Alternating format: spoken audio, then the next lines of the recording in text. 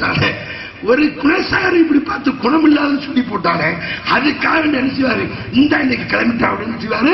பள்ளியாசல் வருவார். எப்ப வருவாரு?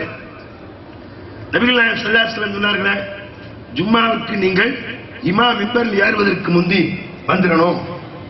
யார் ஜும்மாவுக்கு முதலில் வருகிறாரோ அவர் ஒட்டகத்தை அறுத்து கொடுத்து நன்மை கிடைக்கும். ஜும்மா பள்ளியாசல்ல ஜும்மா தொழுகைக்கு எப்ப போனோம்?